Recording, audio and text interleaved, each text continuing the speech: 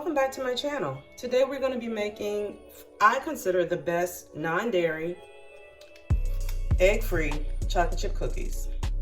Now, before I started eating this way, there was a time in my life when I actually was selling my chocolate chip cookies, my personal recipe.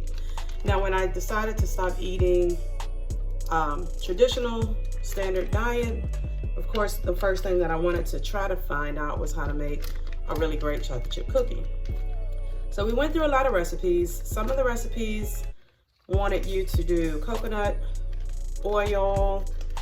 Some were, can't remember what it was. But anyway, tried out a lot of different recipes. Some of the recipes tasted really good, but the one thing I kept missing was the consistency of a traditional cookie, at least for what I consider to be a really good cookie, and none of them really mimicked the flavor that I was used to getting.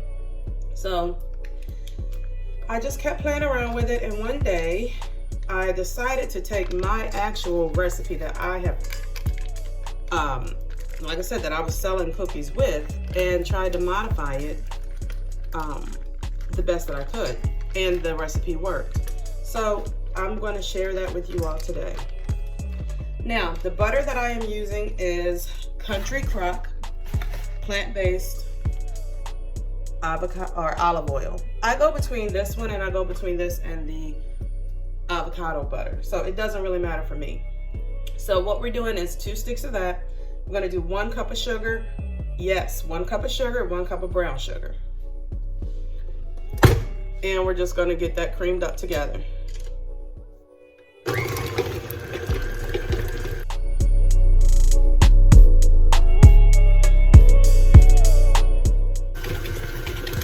Alright, I'm going to stop for just a moment.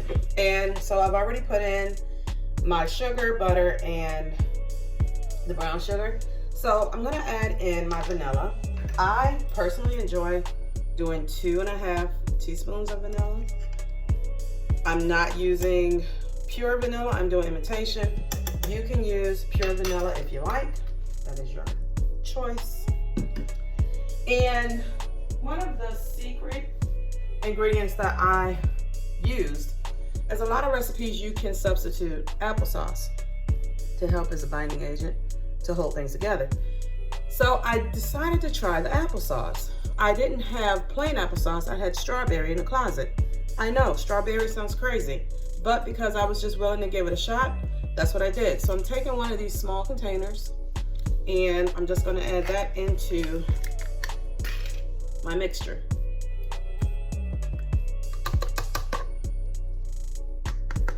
I just made a mess, great. All right, I'm gonna turn this back on again.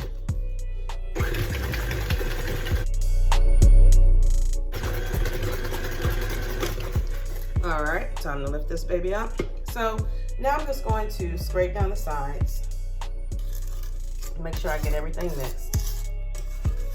And I'm going to actually start adding in my dry mixture. Now, here's where the recipe, again, there's a different ingredient involved here. In my dry mixture, I have 2 3/4 cup of flour. I also have added in a whole teaspoon of salt, a whole teaspoon of baking soda, and 2 teaspoons of cornstarch. Now, the cornstarch I found helps to give it the thickness that I like, and it also was what helped me to get the cookie the texture that I liked, as opposed to when I didn't have the cornstarch added. I've also seen recipes that recommend cream of tartar, like when you do sugar cookies, but again, I didn't feel like it gave me the consistency that I wanted. So we're gonna start here. Now, if you have a mixer like I do, this is a KitchenAid. The mixer, when you put in your dry mixture, your flour, it kind of floats it out, the mix out the bowl, kind of explodes in your face. That is the one downfall I don't like about this. However, this actual mixer is probably about maybe 15, 16, maybe even 20 years old. I know it's at least that old because I got it from my mother. She bought her a new one, and she had this mixer before my daughter was born, and my daughter's 14. So if you want to make the investment, KitchenAids are really good for the value.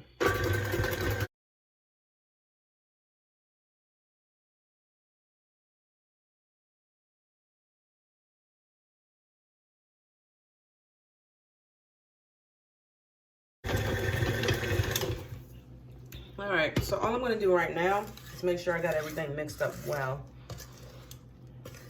And it looks like everything is. So I'm gonna add in my chocolate chips.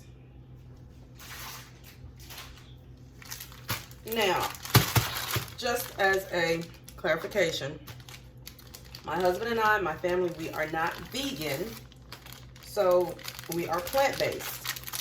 Meaning that our diet is the majority of our diet is plant-based. Do we still consume things that may have milk derivative in it? Of course we do. We're not too stuck on putting in all the ingredients. We pretty much try to avoid most meat related items. We do not do a whole lot of dairy at all. We do not drink dairy milks.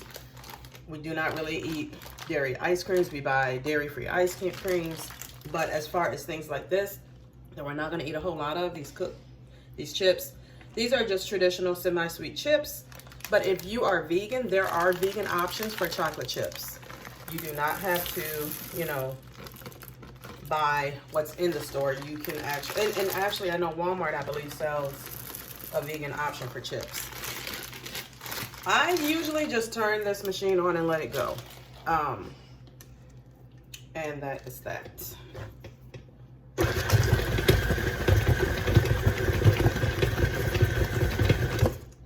And that is making the cookies up. This is the scooper that I use. This is the larger one that I use. I do these with my cookies. When I do my cookies and I make the little ones, my kids and my husband complain that the cookies are too little. This one I'm making for a family gathering. I'm making these cookies today. And so I'm just gonna do the big ones. One, because I don't feel like sitting in here cooking all these tiny cookies. And two, just because everybody's an adult, so I'm just making bigger cookies. All right, so if you want your cookies to come out nice and round, get yourself a scooper. You literally just scoop, plop them down. This pan is smaller than my other one. This is my new pan, so it looks pretty good, newer pan. The other ones are really worn out, so I am not going to show those, but I am going to use them to cook with.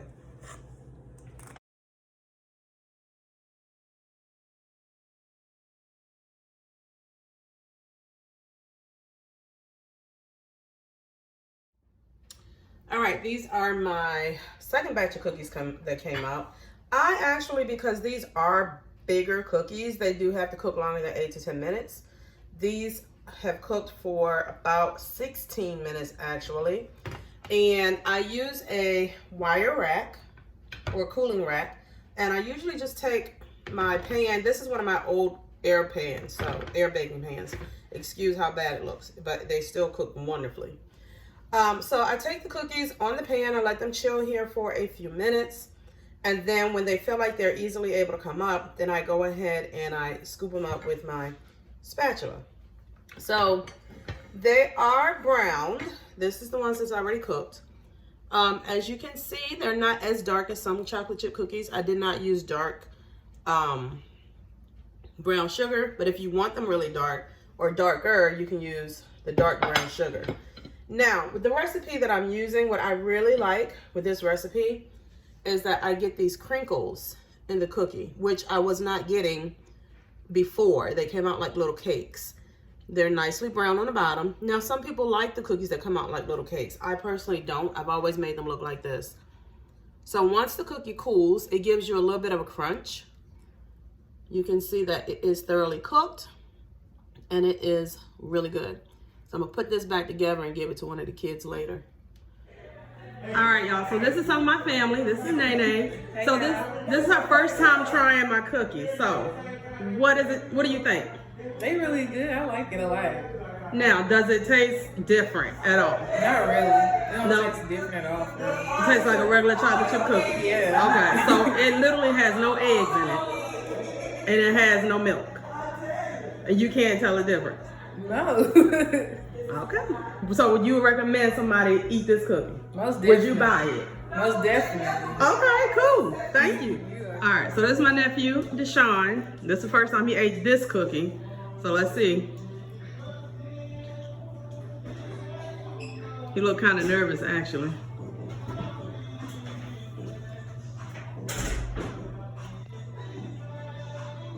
So what do you think? Tastes like a regular cookie. Tastes like a regular cookie. You can't tell there's no egg in it. Yeah. You really can't. So 2 thumbs up.